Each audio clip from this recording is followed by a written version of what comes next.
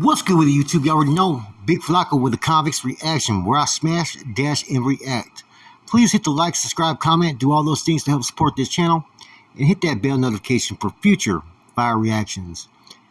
And I'm gonna react to a video that Dubs did. Shouts out to Dubs. He did one called Raza from Northern California, more militant than Raza from Southern California. And he spoke his truth from his experience and what he's seen and what he went through in his interactions. And he was on point.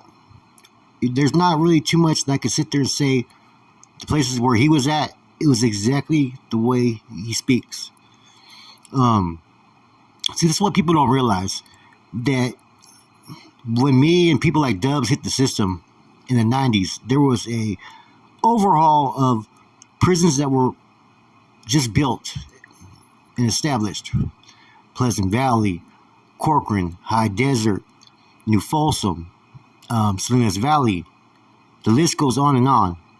Okay, and at these prisons, right, what ended up happening, right, was we already know that the Southerners were always deeper than the Norteños behind the wall. That's a fact. But prior to this, you only had a select few prisons in the system to where places like Susanville, Solano, Tracy, Soledad, these yards were almost, to a certain extent, even as far as numbers in the 80s. It wasn't until they started building all these prisons to where they started to be able to spread the Northerners out very thin, okay? Like I said, previously there was a lot of established, prisons to where the numbers were not always even, but close enough, okay? When they built all these prisons, were able to spread the Norteños to different locations. The numbers were very thin in certain locations. 20 deep, 30 deep, there'd be 100, 200 Southsiders on that same prison yard. Whereas just years before, there was only a select few prisons, right? And the ones up north is where we would go. There would be Southsiders, but the numbers would be close. We weren't being sent to places like Tehachapi, really, or Chino, or places down that way, okay? Now, as this was transpiring, it forced the Northerners to start to have more of a participation by mandate program. Now, there was a time era back in the days to where you had the hermanos like he speaks on, right? Those were the ones that were pretty much holding down business on these yards for what he calls the legends on the north side, okay? Where the regular Northerner or Norteño, however you want to label, back then it was a little bit different, were able to program as they wanted to. They could be in the bleachers. Things started to change in the late 90s. And this was because it was forced upon the North to have to do so, to secure themselves. All that militant structure program, they've been doing for years. But it's always been based upon lack of numbers. The security procedures, running around doing patrols, being up all day, and all this stuff. There's a lot more expectations in a Norteño than there is in a Southsider. Now, the shadows, as he speaks about when someone's a new arrival, see, back in the 80s and 90s, that shadow would be camouflaged. It wasn't like you were out there on Front Street shadowing the guy. Eventually, it got stricter to where the dudes knew they were on freeze until they could be cleared, and they'd have to sit on a bench and do all kinds of stuff, right? As far as the part he talks about individuals with a piece, now, you're schooled, if you're a Norteño Soldado, a hermano, right? You're schooled regardless that you're to manufacture and get a piece ready on any yard you enter. You don't expose that to anybody you know because you do not know who's on that yard, who's good. So yes, this may be a rule of thumb in some households, but a real Norteño Soldado is going to do what's expected to secure himself any household he enters. Now, the ideologies, like you said, are a little bit different. There's a lot of propaganda that is bestowed in the education to the Northerners, to get them prepared, to get them molded. See, they want everybody to be on the same level of awareness, discipline, and whatnot. And there's laws that pretty much hold everybody accountable. These laws are the ones that make decisions. The Southsiders have their regulations, right? But they don't have no set laws. And like you said, there's those that could be in the bleacher. When they want to play, they could play. And there's those that could just sit down and, do the bare minimum.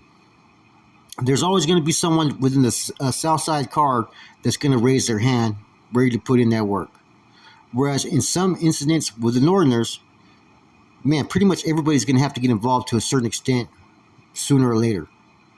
And that's through lack of numbers. That's through expectations. Okay.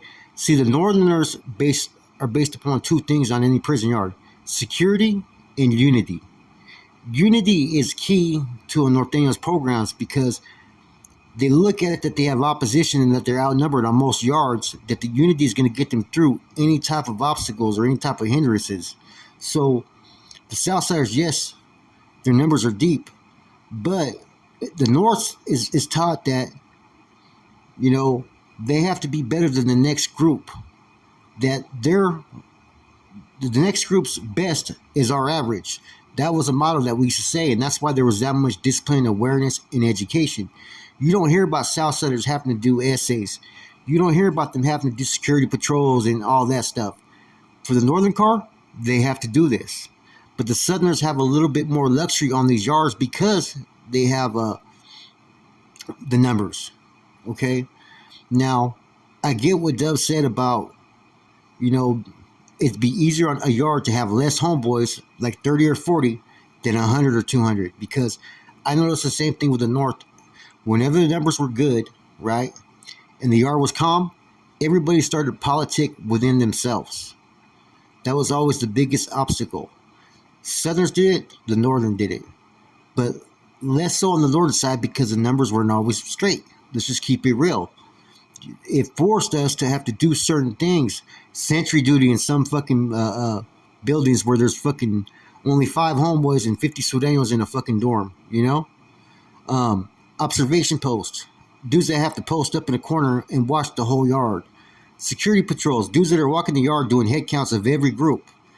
These are the things that we had to do in gathering information. Because in gathering information, we were aware of our surroundings. We could notice any type of things that were off, any things that needed attention, and we could properly secure ourselves. Being a Northern in prison was a job. So yes, they are a little bit more militant. It's not that the Southsiders can't be militant, because they can as well. And there's those that, what you would call hold certain positions of status, right? Basically, they can call themselves a Sureño. Those are the ones that are basically doing the politicking for them as a whole. Those are the ones that are basically working with legends to establish the yard as they see fit. So they're on a whole different type of agenda with these yards. A lot of times they're there to do the bidding for the big homies and generate the money on these yards and maintain it. The North, they're just trying to establish and plant their flag half the time back then. And that's the truth. It didn't mean that we didn't have yards, because we had some yards back then. You know, a yard to us was a place to where we could have any job, right? We had our phones, our handball courts, and all that. And if we didn't have those things, we were going to fight for it. And a lot of times that's what led to a lot of the incidents between the North and the South. Now, there is statuses, though, too, that may not be as informed. Like I said, the Nuestra Raza soldados, right? Those were the more elite. Those would have more of a duty and responsibility and more knowledge to what the Norteño cause and movement was about. Then you had your regular Northerners and whatnot. And even within the Nuestra Raza, you had those that were more competent and seasoned, and those that were just basically newly recruited. So there's a lot of stuff that was going on behind the scenes within the Northern Collective that the South maybe didn't understand, but it's almost similar. Like I said, they kind of mirror each other. Their ideologies may be different, but like I said, the Southerners' ideologies may be based upon more that they always had the numbers. Therefore, there were certain things that individuals could kick back a little bit if it was time of peace. Whereas for the North, it was never ever really a time of peace because we were outnumbered and we had to do the things that we had to do. Now, the Southerners, right, may have gave their people a little bit more free will than the Northerners, right? But the consequences, right? You know, that's one thing I'll say about the Southsiders. When someone had to go, they always had those soldados that ready to go for broke, man. You know, some of the removals I've seen on the yards that were more vicious were always the ones that the Southsiders did upon themselves. And the one thing about the South that I can sit there and say, right, they may have not been as militant as the North, but when it was time for war and for them to get together and to execute whatever they were going to execute on any group, they came together real quick, and they were all fucking basically they were in unison with each other, right? Whether it was a riot, whether it was war, whether it was a removal, whether it was a stand down with the cops, whatever it may have been, the Southsiders were able to acclimate to any type of situation real fast, and they knew what to do. Now, the Southsiders may have had camaradas, right? But the Norteños had Nuestra Raza, which was a very elite squadron, a movement. You had to have memberships, you had to have proper schooling, and they were on a whole different level than the Southsiders. And see, the MA always had it that way. Or let's say the Legends. The Legends always kept those that were under them only able to have a certain amount of schooling, because they never wanted to have a group to where there would be what you call dissension, conflict, and you wouldn't want to give any energy to a smaller group to challenge them. So that's the one thing that the Legends from down south were able to do, was they didn't allow anybody to start establish themselves, right, that could potentially be a force to reckon with behind the walls. The Nuestra Raza at one time were so educated, so schooled, and had their own system that they started to go against the NF for a minute. Okay? That caused a lot of division. And because of the militancy that the NF, pretty much had to bestow upon the Northerners and Norteños to follow, there was for a minute a lot of people falling out, And the northern structure, the Nuestra Raza, got so much attention that they just started to validate them.